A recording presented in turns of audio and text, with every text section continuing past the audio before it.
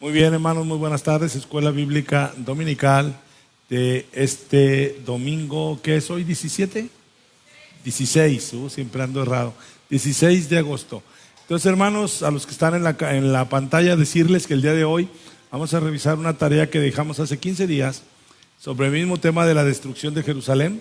Y la tarea era localizar en el Evangelio de San Mateo, capítulos 21 y 22, esos pasajes, citas, que nos dicen que nuestro Señor ya les estaba advirtiendo a los judíos lo que iba a pasar con la nación de Israel y en particular con Jerusalén.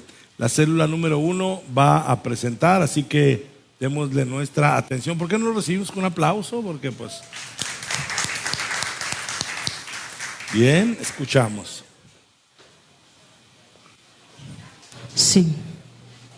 Bueno, hermanos, habíamos trabajado todos juntos, pero por algunas cuestiones pues no va a poder estar Silvia y nuestro hermano Ranulfo, andan un poquillo ocupados. Y pues yo voy a hacer las participaciones que ellos habían estudiado y todo. Lo quisimos hacer de esta manera, pues recordando la escuela de verano, pero también pues como dijimos que era de advertencia, pues tratamos de poner esos letreritos de advertencia. En los capítulos 21 y 22, el Evangelio de Mateo, Jesús nos menciona la destrucción física del templo de forma explícita, pero no lo hace de forma explícita en el 21 y en el 22, sino hasta el 24. Entonces, las advertencias que allí encontramos, el Señor utilizó parábolas y algunas acciones proféticas, es lo que encontramos, y pues ahí vamos a ir viendo. Voy a leer la que le tocaba a nuestro hermano Rano, que era la de la maldición de la higuera, que se encuentra en Mateo 21, 18, 19. Dice: Jesús busca fruto en una higuera y al no encontrarlo, la maldice, haciendo que se seque inmediatamente. La advertencia sería: la higuera simboliza espiritualmente a Jerusalén y los líderes del templo, y la falta de fruto y el arrepentimiento, la justicia, eso trae como consecuencia el juicio definitivo y les hace alusión a la destrucción. Muy bien. La número 2, Eva. Sí.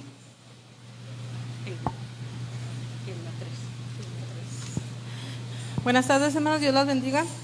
Pues a mí me tocó la parábola de los dos hijos, de Mateo 21, del 28 al 32, que dice: pero ¿qué os parece? Un hombre tenía 2 hijos y acercándose al primero le dijo: hijo, ve hoy a trabajar en mi viña. Respondió, él dijo: no quiero, pero después arrepentido fue. Y acercándose al otro le dijo de la misma manera, y respondiéndole él dijo: sí, Señor, y no fue. Al 32, por favor. Porque vino a vosotros Juan en camino de justicia y no le creísteis, pero los publicanos y las rameras les creyeron, y vosotros, viendo esto, no os arrepentisteis después para creerle. Bueno, pues aquí hace mención, pero no, ya más adelante, que viene siendo en el... Ay, ¿me lo agarras? Sí.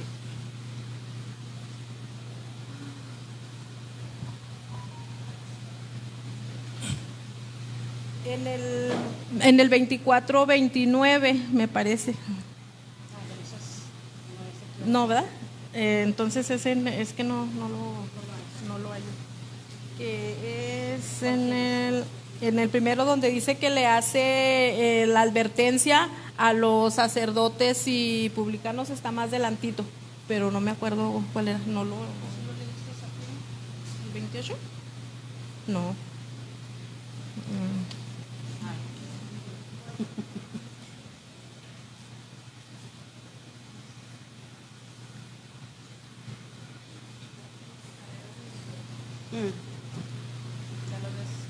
Ya lo veo.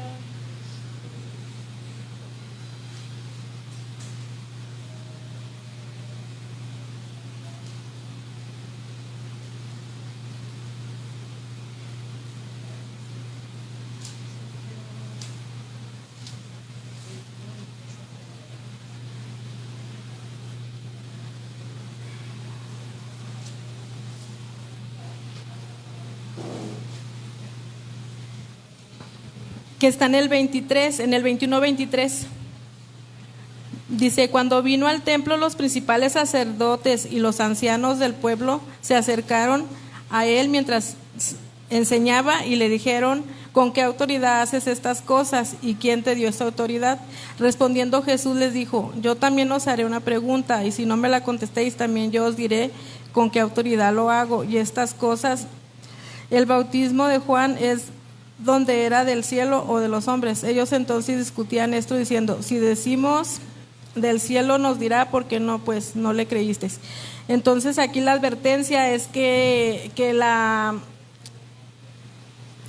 el perdón era para las rameras y los publicanos, y aunque los sacerdotes y los vivían ahí, estaban ahí en el templo, pues ellos no iban como no querían hacer caso, no creían, no tenían ese sentir, pues ellos no iban a entrar al reino de los cielos. Esto era la advertencia.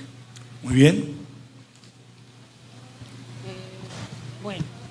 Y la otra parábola sería la de los labradores malvados, que se encuentra en Mateo 21, 33, 46.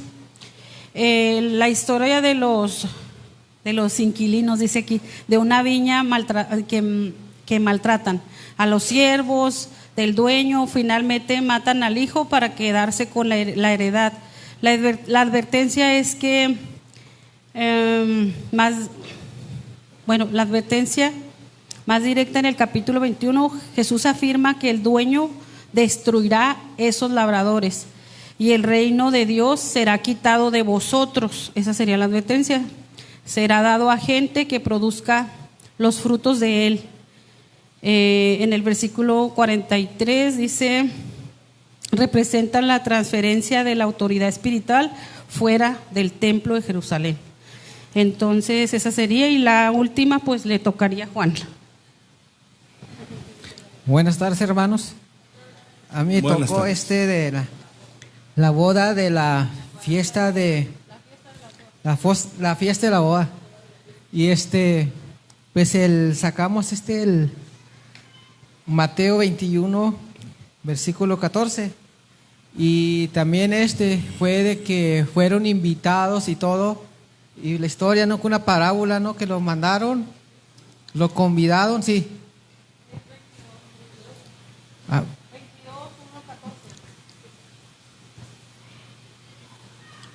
Sí, 21. Viniendo a él en el templo. ¿Este no es? ¿No es este? No, hasta el 14 nada más. Sí. Y vinieron a él. Ay, no lo veo ahí. Vinieron a él en el templo, ciegos, cojos, y sanó. Y los sanó. Sí. Ajá. Es el 22. 22 del 1 al 14. Ajá. 22 del 1 al 14. Dice, respondiendo Jesús le volvió a hablar en parábolas diciendo, el reino de los cielos es semejante a un rey que hizo fiestas de bodas a su hijo y envió a sus siervos a llamar a los convidados a las bodas, mas estos no quisieron venir. Volvió a enviar otros siervos diciendo, decid a los convidados, he aquí, he preparado mi comida, mis toros y animales engordados han sido muertos y todos están dispuestos, venid a las bodas. Mas ellos, sin hacer caso, se fueron, uno a su labranza y otro a sus negocios. Y otros, tomando a los siervos, los afrentaron y los mataron. Al oír esto, el rey se enojó, enviando sus ejércitos, destruyó a aquellos homicidas y quemó su ciudad. Esta es lo que encontramos. Muy bien. Y la advertencia de esa parábola, que lo iban a destruir su ciudad. Primero pues fueron invitados, pero no hicieron caso, y lo mandó a sus siervos, lo maltrataron, lo mataron. El Señor, pues entiendo que el Señor se vengó de aquellas personas. Viene siendo de lo que hemos estudiado, ¿no? De la... ay, se me fue el nombre. O sea, cuando fueron en destrucción del templo, se hace cuando fue la venganza del Señor que envió sus siervos, hablaron, invitaron, hicieron caso y pues no les quedó más que ni pretexto y el Señor los acabó con aquella generación. Sería Muy todo. bien. Sería todo, hermano. Muy bien, muchas gracias. Un aplauso. Muy bien presentado. ¿Alguien más trae algo para presentar hoy? Sí, adelante, hermana, adelante.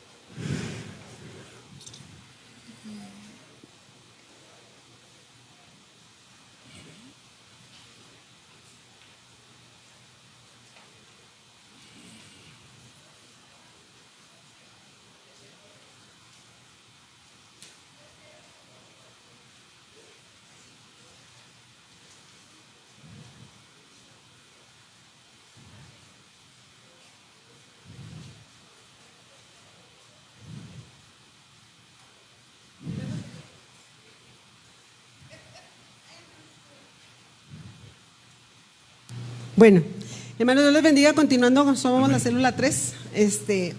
El pastor nos encargó buscar los textos claves donde vienen basados en Mateo capítulo 21 y Mateo capítulo 22, donde el Señor predice la destrucción del templo. Estas predicciones están más bien basadas en parábolas, como ya vimos ahí con el otro grupo que acaba de pasar. Entonces, vamos a continuar. La parábola de la higuera, Mateo 21, 18 al 22, mi hermana Adriana la va a explicar. Bueno, hermanos, aquí en el capítulo del 18 al 22, el Señor nos habla sobre la maldición de la higuera. Muchos ya la conocen, ¿verdad? Que dice que el Señor vio una higuera cerca del camino y vino a ella y no halló nada en ella, sino hojas solamente. Y el Señor le dijo: nunca jamás crezca fruto de ti. Eso es como la representación de cuando Jerusalén, ¿verdad? De Israel, cuando era un pueblo grande, ¿verdad? Que tenía fruto, y cuando el Señor llegó, la palabra clave en esta parábola hacia sobre lo que el hermano nos refiere, que sería nunca más crezca fruto de ti. Y el Señor, que es cuando vino la destrucción del templo y lo dejó como la higuera seca, que es la otra imagen que se mira, sin ninguna hoja, sin ningún fruto. La advertencia que el Señor nos deja lo viene en el versículo 21, que dice que si tuviéramos fe y no dudáramos, seríamos como la higuera que tiene fruto. Pero si no creemos y si dudamos y si quedaríamos como Israel cuando fue desolado, como la destrucción del templo, sin ninguna hoja, seca, por dentro y por fuera. Muy bien. Bueno, hermanas, de aquí sigue la participación de la hermana Betty. Dios los bendiga, hermanos. A mí me tocó la parábola de los dos hijos. Viene en San Mateo 21, de 28 a 32. Ahí le puse esos dibujitos que me regaló la hermana. Aquí dice que Jesús fue el mismo que habló en el versículo 28. Sí, donde dice, respondiendo dijo: no quiero pues después que te... no, es en el 28, perdón, hermanos. Pero ¿qué os parece? Un hombre tenía dos hijos y acercándose al primero le dijo: hijo, ve hoy a trabajar en mi viña. El Señor es el que estaba hablando allí, por eso le puse las letras rojas, porque así viene en la Biblia, ¿verdad?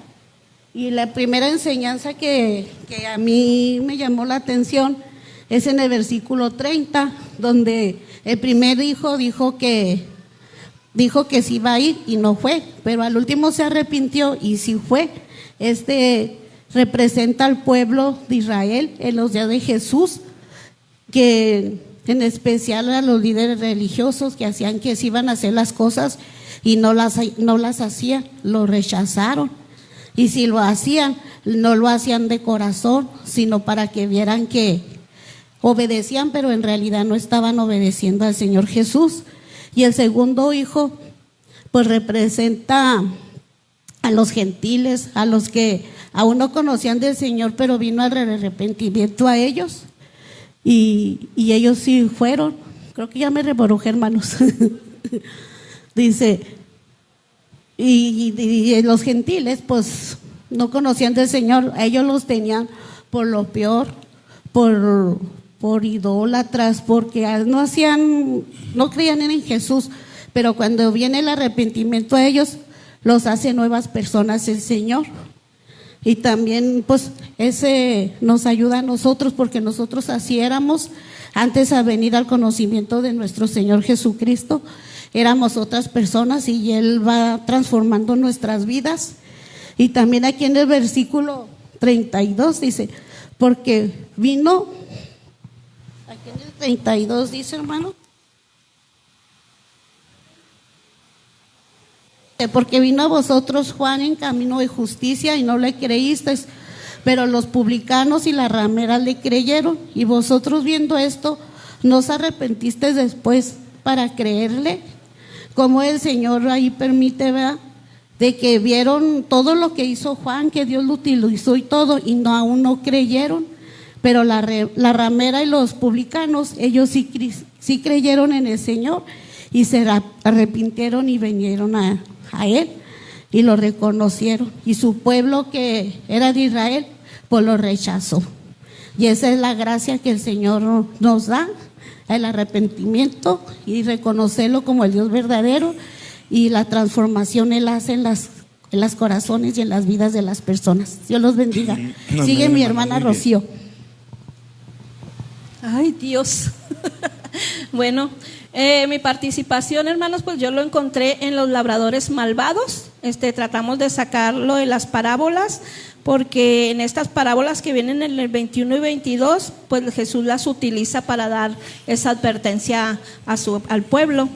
Entonces aquí pues yo puse todas estas imágenes para recordar un poquito la parábola de los labradores malvados, que está en San Mateo 21 del 33 al 46, donde pues nos habla de una viña, ¿verdad? Esa viña que representa la nación de Israel, donde mandaba, dice que el padre, que viene representando a Dios, mandaba a sus siervos y dice que los mataban, ¿verdad? Mandaba siervos y volvió a mandar y los volvieron a matar.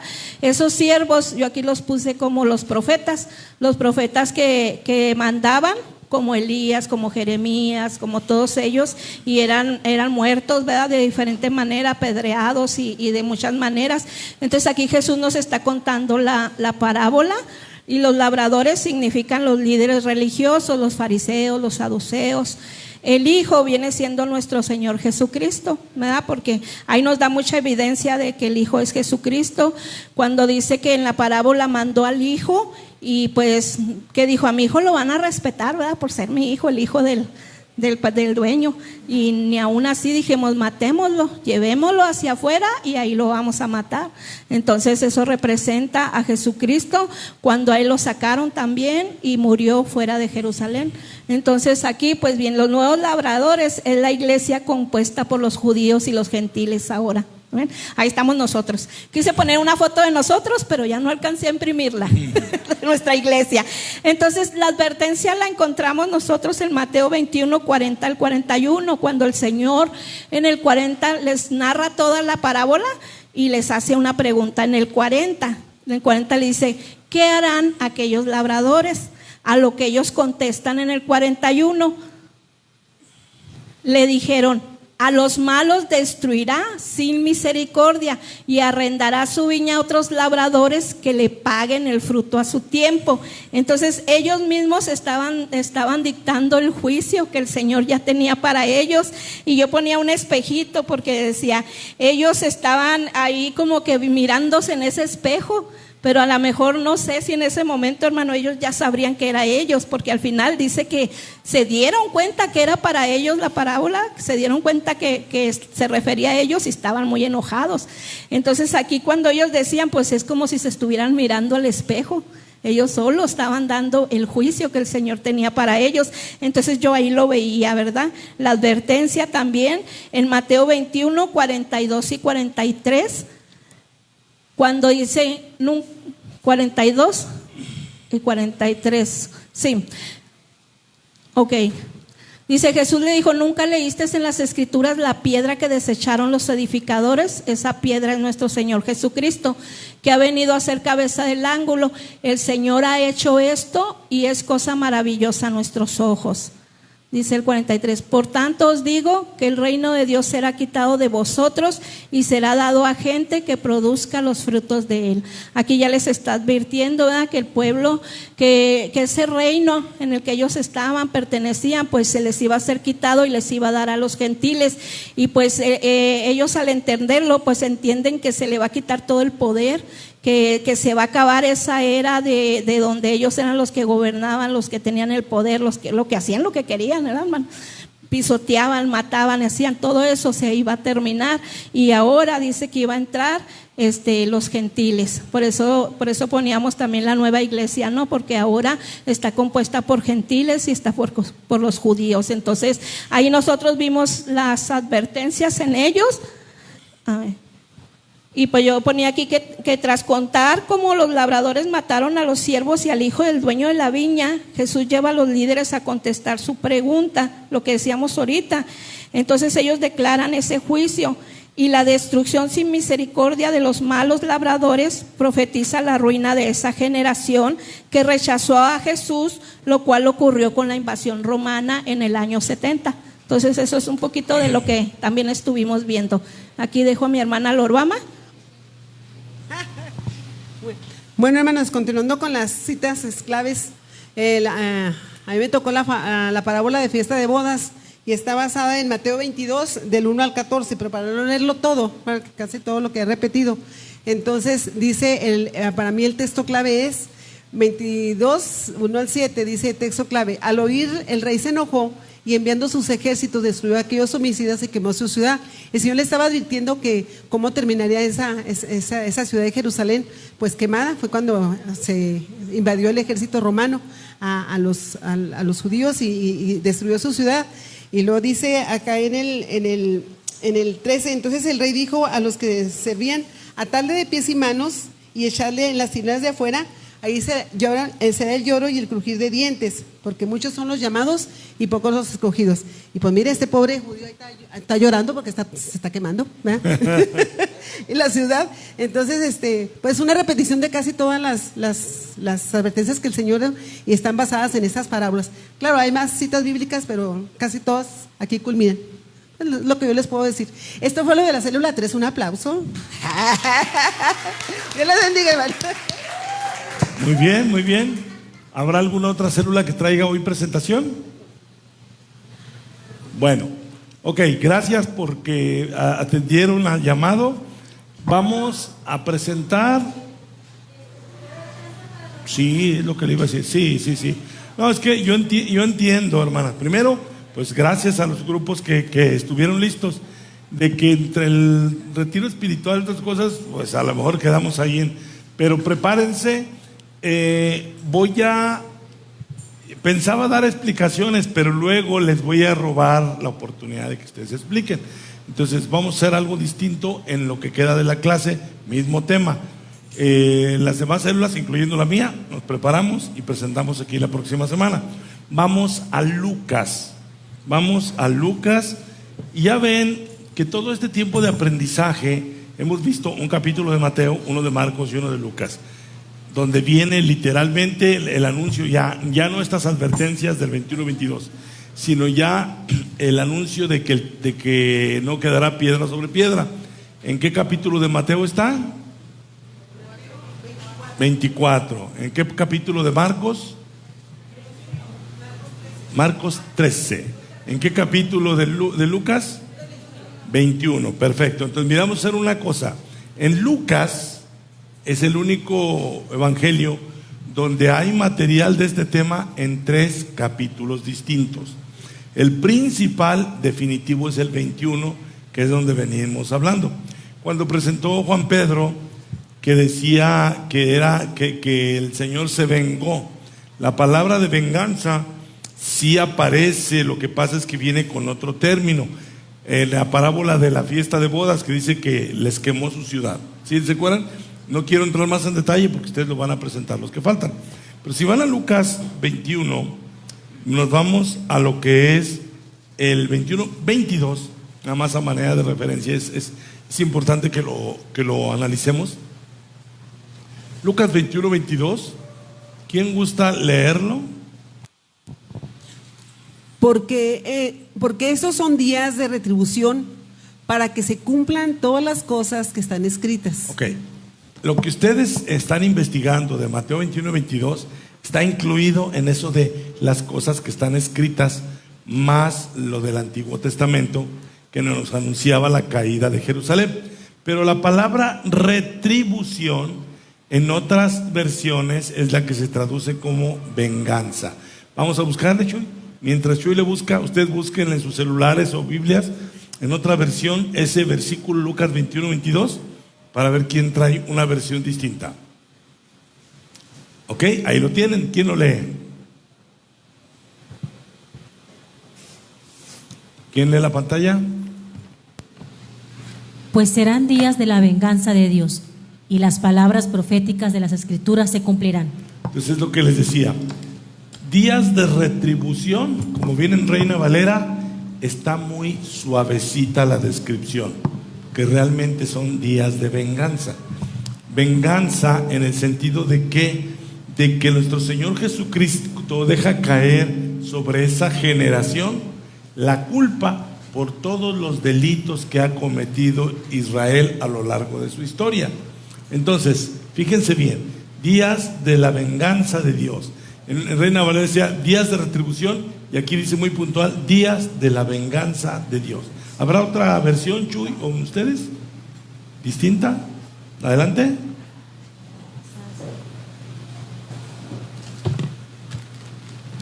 En estos días Dios castigará a los desobedientes, tal como estaba anunciado en la Biblia.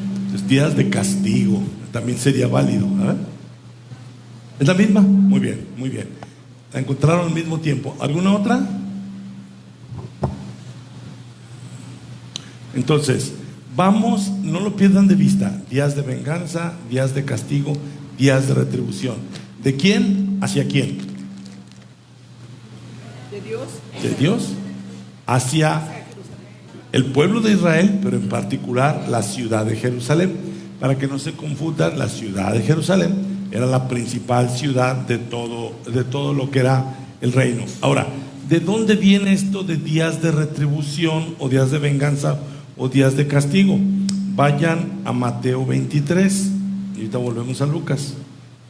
Este texto lo hemos leído varias veces, pero a veces hace falta entender más como días de venganza para ver qué quiso decir el Señor en el 23:35. ¿Quién lee el 23:35? Es de Mateo. Mateo 23:35. ¿Me puedes bajar un poquito a mi audio? Se me hace que está un poquito. A ver, ¿quién lo lee?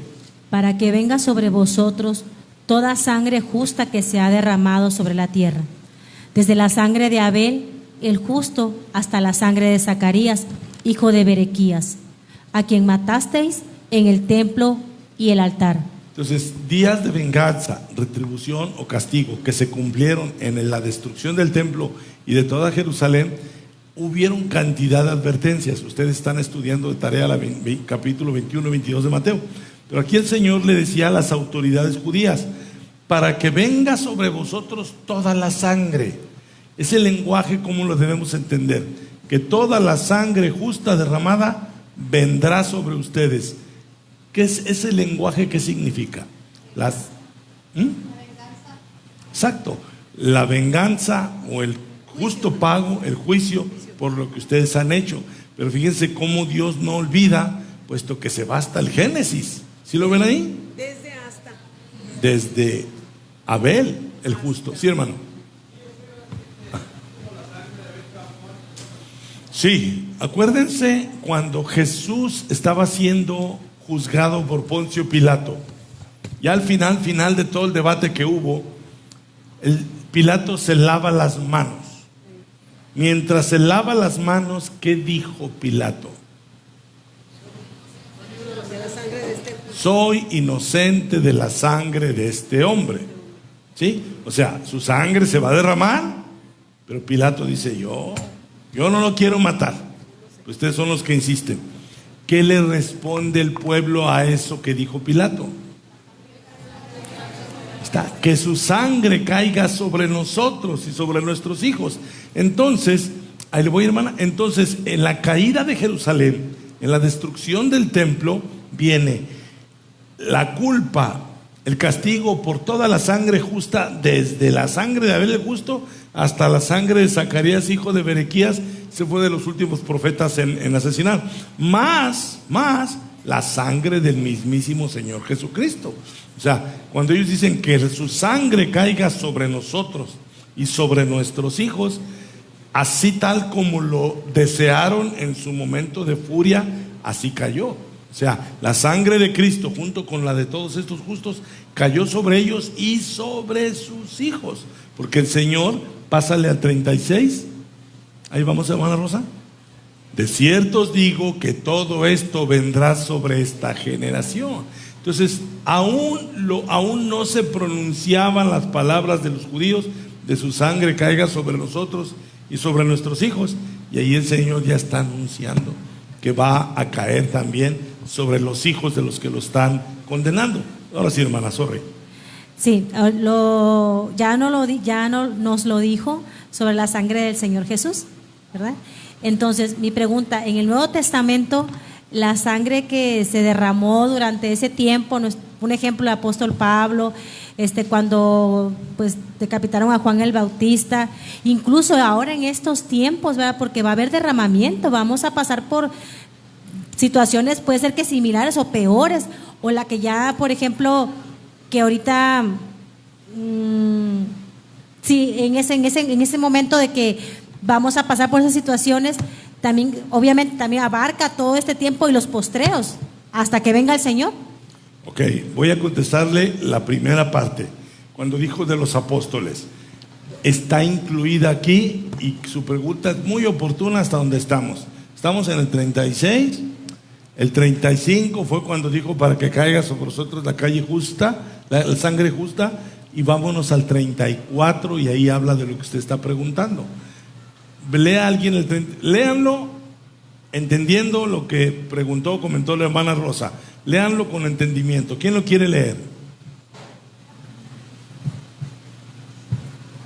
El que lo lea no es el que lo tiene que contestar. Por descanse. tanto, he aquí yo os envío profetas, sabios, escribas, y de ellos a unos mataréis y crucificaréis, y a otros azotaréis en vuestras sinagogas y perseguiréis de ciudad en ciudad. ¿Qué relación tiene este texto con el comentario de la hermana Rosa? Que también a ellos les iba a tocar esto. Así que es. la sangre justa también incluye esos. O sea, la sangre de Esteban, la sangre de Pedro, la sangre de Pablo. Cuando el Señor le está avisando a los líderes judíos, he aquí yo os envío, y a los que les llama profetas, sabios y escribas, es el lenguaje que usa de todos los santos mártires que fueron martirizados, perdón la redundancia, y que trajo como resultado la destrucción de Jerusalén.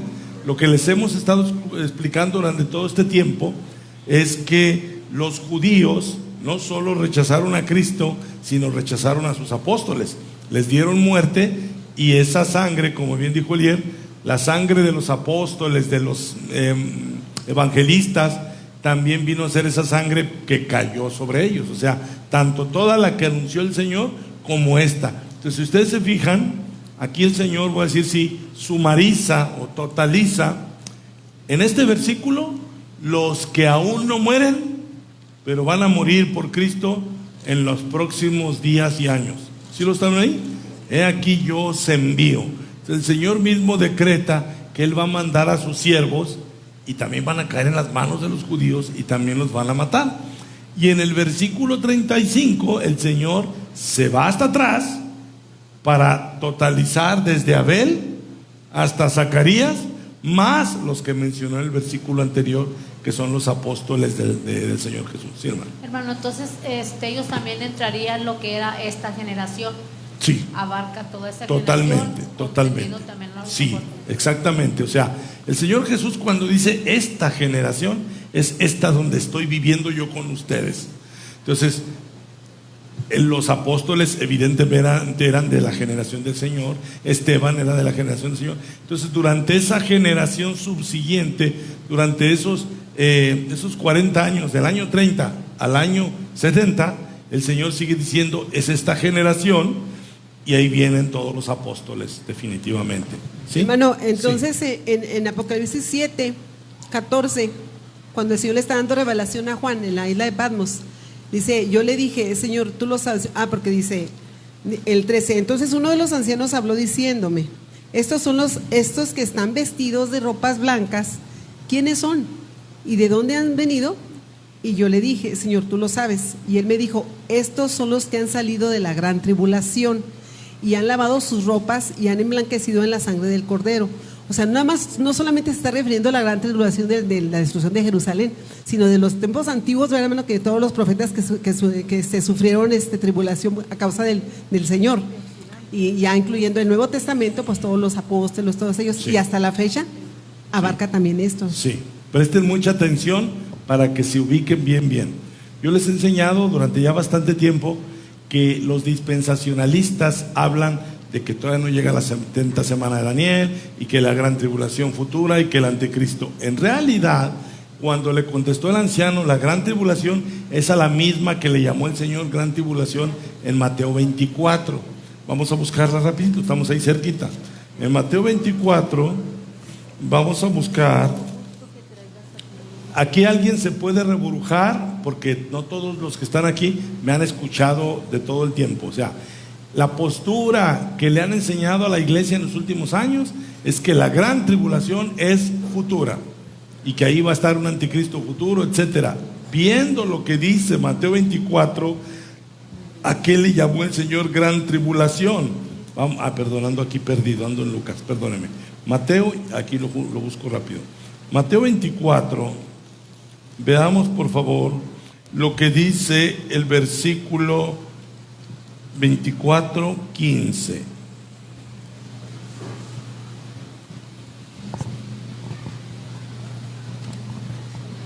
¿Quién lo lee? Por tanto, cuando veáis en el lugar santo la abominación desoladora de que habló el profeta Daniel, el que lee entienda. Esto tómenlo como un repaso, porque ya lo hemos visto, pero con gusto le replicamos.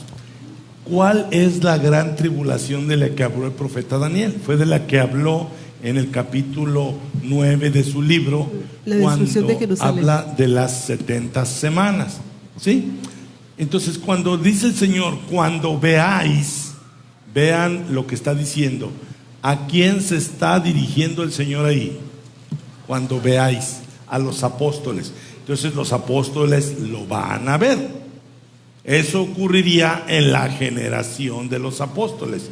Si alguien tiene duda, con gusto, Si el lenguaje del texto le dice a ellos, cuando ustedes vean en el lugar santo, que ese lugar santo está ¿dónde? Lo que van a ver físicamente, en el templo. En el templo que aún estaba en pie. Acuérdense que este pasaje comenzó cuando los discípulos le dijeron, maestro, mira qué templos, mira qué casas. O sea, todo empezó cuando los apóstoles están viendo el templo. Acuérdense que ellos venían de Galilea, de la periferia, y estaban en la capital. Están impresionados por el templo. Y todo lo que el Señor está hablando gira alrededor del templo. Bájale poquito, Locho. O sea, todo lo que el Señor está hablando gira alrededor de eso de mira qué templos. Entonces aquí les dice, cuando veáis en el lugar santo de este templo, de hecho no hay ningún lugar santo de ningún otro templo. A lo mejor los mormones tendrán su lugar santo, pero eso no entra aquí. O sea, el único lugar santo era el del templo de Jerusalén que estaban viendo. Entonces, cuando ustedes vean en el lugar santo de este templo la abominación desoladora de que habló el profeta Daniel, nos han confundido el dispensacionalismo diciendo que no, que todavía falta que se construya otra vez el templo y que está hablando de ese templo que hoy no existe. No. El lenguaje es cuando ustedes, los apóstoles, ya no viven en la tierra desde hace 2000 años. Entonces, eso que les está anunciando iba a pasar en su generación. Todo lo que el Señor dijo de que caerá sobre la nación de Israel, la sangre de todos los profetas, de todos los justos, caería en esa generación. Ya ocurrió. Es lo que quiero que se comprenda, ya ocurrió. ¿Por qué lo recalco tanto? Porque hay muchos de sus hermanos que están traumados que eso va a ocurrir. No, eso ya ocurrió. Entonces el dispensacionalismo nada más limita, nada más limita supuestamente futura. Sí. Y los que salieron de la gran tribulación, supuestamente para ellos son estos que están aquí en Apocalipsis. ¿Y luego los demás? Para allá voy, porque bueno, esto vale la pena revisarlo. Entonces dice ahí, cuando veáis en el lugar santo, ¿qué? Cuando lo veas, ¿qué debo hacer? Verso 16, eso ya lo saben, ya lo traen ustedes aquí. Los que estén en Judea huyan a los montes. Eso ya pasó, ya hasta lo investigaron. Cuando dice huyeron a los montes, ya saben hasta cómo se llamaba la ciudad a donde huyeron. ¿Cómo se llamaba la ciudad? Peya. Eso ya pasó. Peya, ¿qué dijo usted? ¿Perea? Era la capital. Es que Peya estaba en la región de Perea, pero con Peya nos quedamos. Hasta que se acuerden del chicharrón y se tengan aquí. Ya, Peya, vámonos. Ahí está. Entonces, esa es la ciudad a donde huyeron los cristianos. ¿Cuándo huyeron? Lucas 21:20. O sea, esto lo tienen que tener ustedes bien estructurado. Vámonos rápido, a ver. Pero cuando veáis a Jerusalén rodeada de ejércitos, sabed entonces que su destrucción ha llegado. ¿La destrucción de quién? De Jerusalén. Fíjense bien, cuando la veas rodeada de ejércitos, ¿qué indicación les da en el 21? Léanla. Entonces los que estén en Judea huyan a los montes, y los que en medio de ella váyanse, y los que estén en los campos no entren en ella. Pongan atención. Mateo registra que el Señor dijo huyan. Lucas registra que el Señor dijo huyan. Los que estén en Judea es el mismo evento, la misma instrucción, salvo que en Mateo dice huyan cuando qué, y en Lucas dice huyan cuando qué. A ver en Lucas que está ahí. En Mateo dice cuando vean en el lugar santo la abominación desoladora, huyan. Y en Lucas, ¿qué les dice en el 20? Cuando vean a Jerusalén rodeada de ejércitos, sabed que su destrucción ha llegado, entonces huyan. Entonces, lo que Mateo le llama abominación desoladora, ¿cómo le llama Lucas? Los ejércitos rodeados. Jerusalén rodeada de ejércitos. Eso ya pasó. Pasó cuando Jerusalén fue sitiada por los ejércitos romanos. Entonces, ¿cómo lo deduzco? Ya vimos cómo. Porque en los 2 evangelios el Señor dice inmediatamente después de esto, huyan. Huyan cuando vean en el lugar santo la abominación desoladora. Huyan cuando vean a Jerusalén rodeada de ejércitos. Es el mismo evento. ¿Por qué Lucas no cita la abominación desoladora de que habló el profeta Daniel? Porque los lectores de Lucas ni idea sabían de quién era Daniel. Pero los lectores de Mateo, que eran judíos, ellos sí sabían lo que había escrito Daniel. ¿Se entiende? Sí quedó claro. Entonces, en Mateo registra la abominación desoladora. Ahorita vamos a ver por qué le llama así. En Lucas, cuando vean a Jerusalén rodeada de ejércitos, es el mismo evento, porque en ambos casos, en diferente evangelio, el Señor dice, huyan a los montes. ¿Por qué la abominación desoladora? Bueno, coincide, en la predicación de hoy les dije que los judíos vieron entrar a Pablo con alguien y se escandalizaron que porque estaba viendo una profanación. ¿Qué les dije en la mañana? Sobre Tito. Pablo trae a un extranjero, que por cierto es siervo de Dios, pero por ser extranjero los judíos lo toman como una abominación. La verdadera abominación, vámonos a Mateo 24:15, la verdadera abominación desoladora fue la abominación que produjo la desolación de Jerusalén. ¿A qué le llamo yo cuando algo queda desolado? Solo, en ruinas, abandonado. Entonces, cuando llegan los romanos, ya no es un solo hombre como el siervo de Dios Tito, no, coincide que el general romano que invadió Jerusalén se llamaba Tito también, más que era Tito Vespasiano, era otro Tito que después llegó a ser emperador. Pero el punto es que los romanos entran hasta el lugar santo. En la ley estaba establecida que los extranjeros solo podían llegar hasta los atrios de los gentiles. Tenían estrictamente prohibido entrar al santuario. Pues los romanos entraron hasta el santuario con sus ídolos, con sus estandartes imperiales de las águilas y todo. Fue la gran abominación, porque lo que nunca debería ocurrir ocurrió. Entraron ejércitos extranjeros hasta el templo, hasta el lugar santo, dieron muerte a todos los que estaban ahí. Antes de darles muerte, muchos murieron de hambre, porque Jerusalén duró sitiada 3 años y medio, y así pasó. Esa fue la abominación desoladora. Hermano, y antes de eso también sucedió, ¿verdad? Todos los invasores llevaban sus ídolos antes de... Hubo un evento... Ese templo fue muy profanado. Sí, porque el templo era como el orgullo de la nación de Israel. Entonces las naciones, para demostrar que tenían poder sobre Israel, se iban sobre el templo. Pero nunca, por ejemplo, hubieron otros invasores. Nunca nadie provocó lo que Tito, que dejó todo desolado.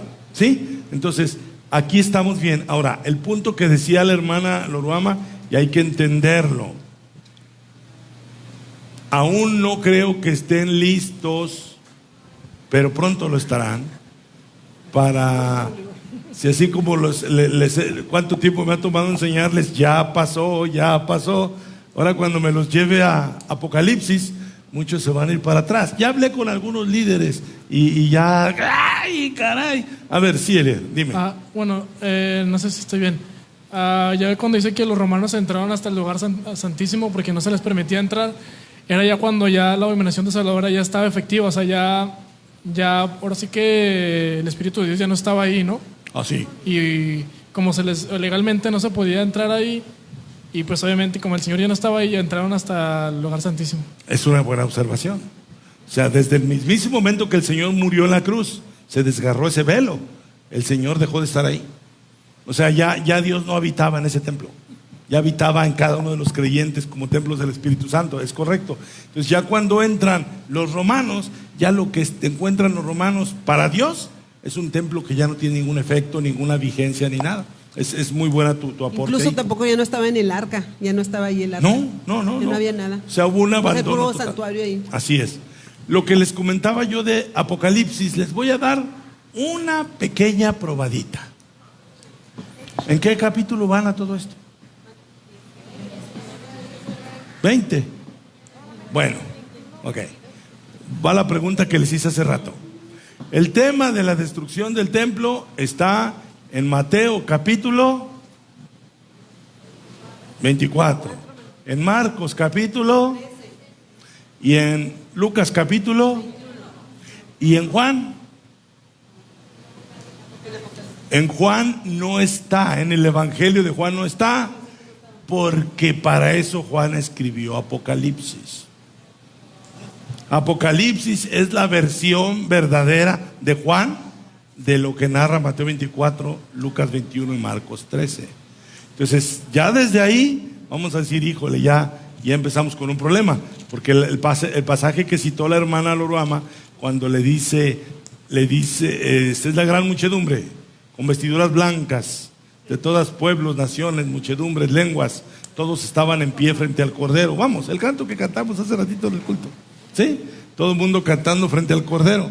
Entonces Juan queda azorado y dice, ¿quiénes son estos? Y el anciano, primero el anciano le dice, ¿quiénes son estos? Y Juan dice, Señor, pues tú lo sabes, tú dime a mí. Estos son los que han, léalo hermano, son los que han salido de la gran tribulación y han lavado sus ropas. A ver, vamos a verlo. Apocalipsis 7, 13 y 14. Entonces uno de los ancianos habló diciéndome, estos que están vestidos de ropas blancas, ¿quiénes son? ¿Y de dónde han venido? Y le contesta a Juan, yo le dije, Señor, tú lo sabes. Y él me dijo, estos son los que han salido de la gran tribulación y han lavado sus ropas y las han emblanquecido en la sangre del Cordero, porque están delante del trono de Dios y le sirven de día y noche en su templo, y el que está sentado sobre el trono extenderá su tabernáculo sobre ellos. Vamos a ponerlo en la pantalla para ver la última parte. Es en San Juan 7, perdón, Apocalipsis 7. ¿Cuál es? El que leyó el último. Apocalipsis 7, del 13 al 14. Pon el 14. Al 15. Pon el... Ok, ahí está. Él me dijo, estos son los que han salido de la gran tribulación. Sí. Si yo lo veo futurísticamente como los dispensacionalistas, esos ni siquiera han muerto todavía. Así es. ¿Están aquí todos? Sí. Para los dispensacionalistas, esos que están ahí ni siquiera han muerto, porque ni siquiera ha llegado la gran Que tribulación. supuestamente son los que van a morir en el futuro. Que ya cuando la iglesia sea raptada y toda Sí. esa novela que nos han contado. Así tienen entendido. O sea, Ajá. esto que ustedes ven ahí, empatémoslo con Mateo 20, ahorita volvemos a ir. Sí. Mateo 24, 16. Los que estén en Judea huyan a los montes, eso ya lo tienen bien mapeado, ¿verdad que sí? ¿Todos? Seguimos, 17. El que esté en la azotea no descienda para tomar algo de su casa, es las mismas instrucciones de huyan. Seguimos, 18. El que esté en el campo no vuelva atrás para tomar su capa, mismas instrucciones de huyan. ¿Sí lo están viendo? Seguimos. Mas ay de las que estén en cinta y de las que críen en aquellos días. ¿De qué está hablando ahí el Señor? Ajá. Está El prediciendo. ay es un lamento anticipado por lo que van a sufrir las mamás, las madres. Hasta ahí no sabemos, si no tuviéramos a Josefo, no sabríamos en detalle todo lo que pasó, pero es lo que decía el hermano Carlos. Ay de las encintas, eso ya pasó. ¿Por qué? Porque ya nos quedó claro que cuando vieran a Jerusalén rodeada de ejércitos, sabrían que su ¿qué ha llegado? Su destrucción. Su destrucción. Entonces los que estén en Judea huyen a los montes y todo lo demás. Hay de las que estén en cintas y las que creen en aquellos días. Sigue, versículo que sigue. Orad pues que vuestra huida no sea ni en invierno ni en día de reposo. Me quedo con que no sea en día de reposo, porque los que van a salir corriendo son judíos. ¿Sí? Eso no tiene nada que ver ni contigo ni conmigo. Es un tema judío. Tú corres igual el sábado que el domingo.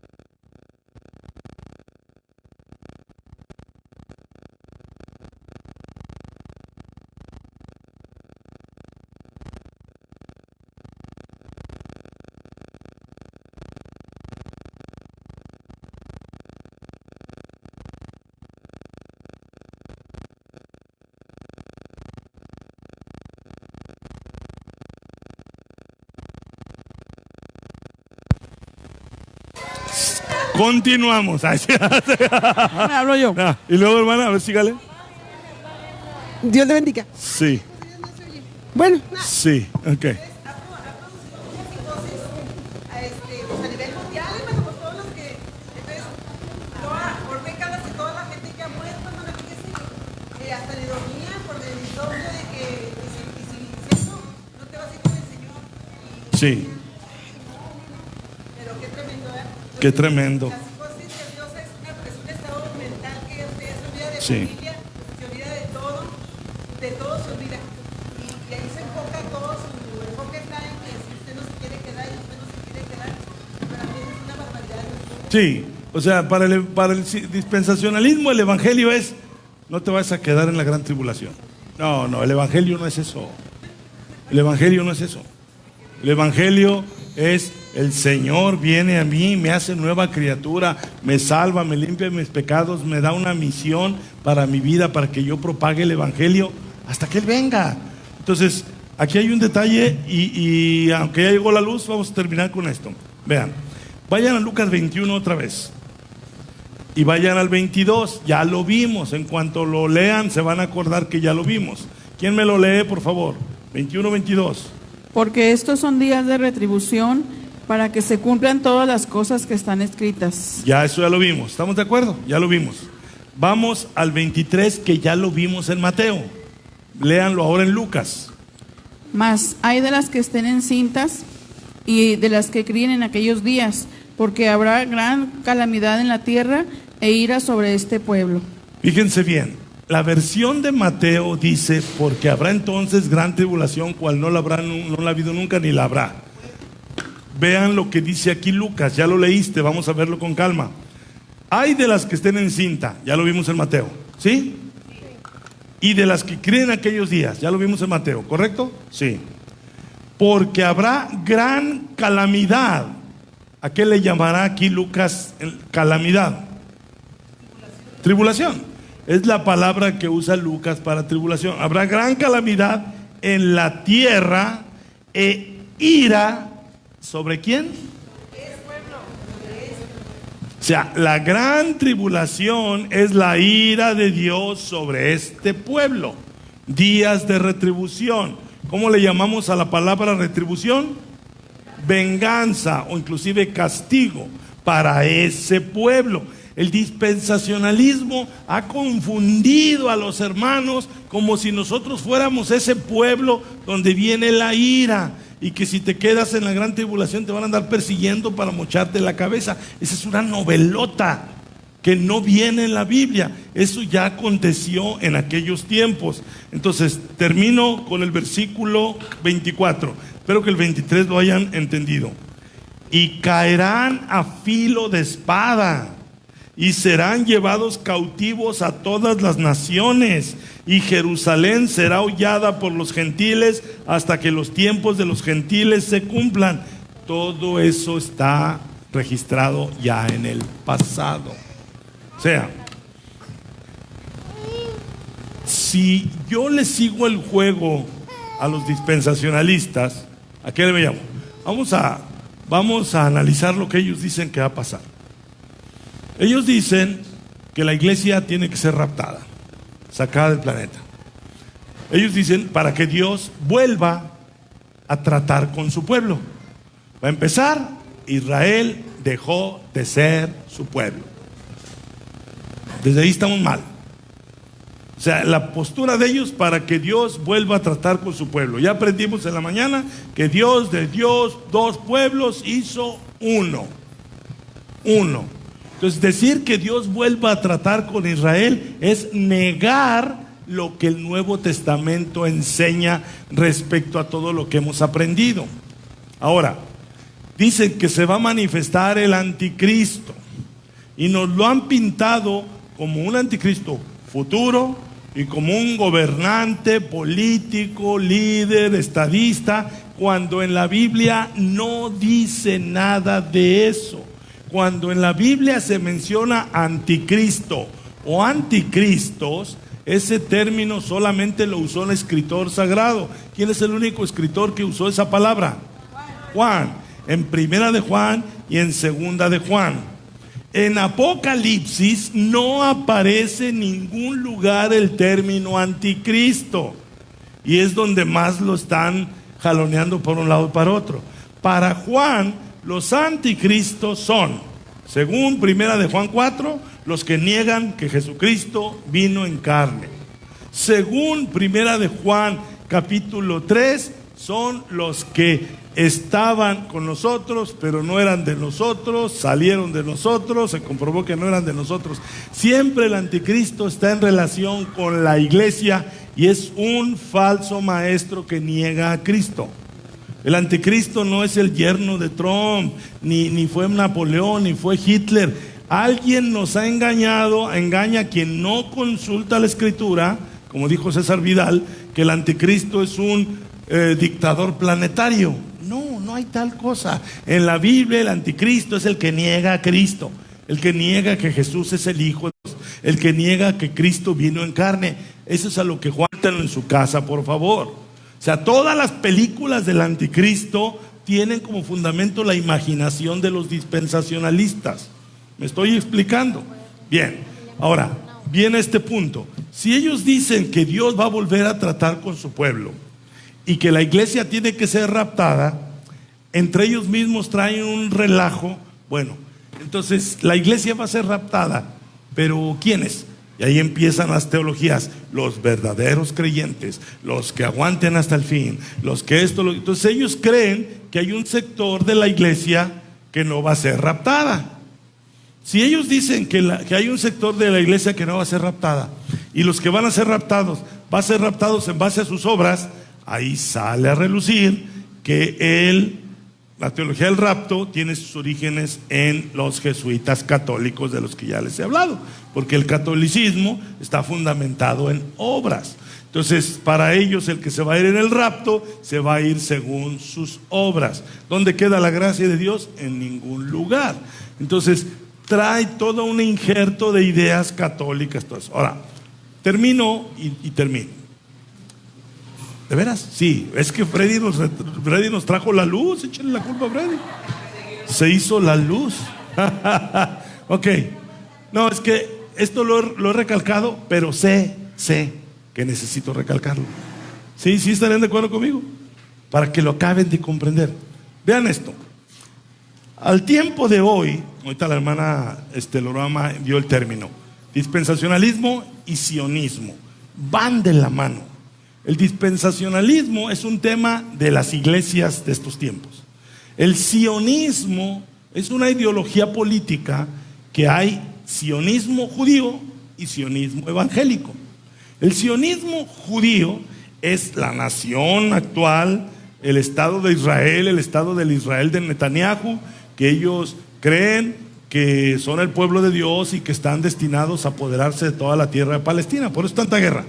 Desde que Israel existe, desde 1948, guerras. Y mientras Israel exista, guerras. Así funciona. Pero ¿qué con la iglesia? Hay un sector de la iglesia que tiene banderas con el emblema de Israel, que tocan el shofar, que ya están adoptando las disque raíces judías, hebreas, y que ya andan fascinados con lo judío. Y son iglesias abusados. Son iglesias que le echan porras a Israel, ya lo hemos hablado, que dicen que el pueblo de Dios es Israel. O sea, ellos mismos niegan que ellos sean el pueblo de Dios y dicen que el que es el pueblo de Dios es Israel. Luego, dicen que hay que orar por Israel. Y luego dicen que hay que financiar a Jerusalén, a Israel. Y luego dicen que hay que ayudarlos a que reconstruyan su tercer templo. Y hay cantidad de iglesias americanas mandando millones de dólares para que los judíos construyan su templo. A ver, vamos por partes.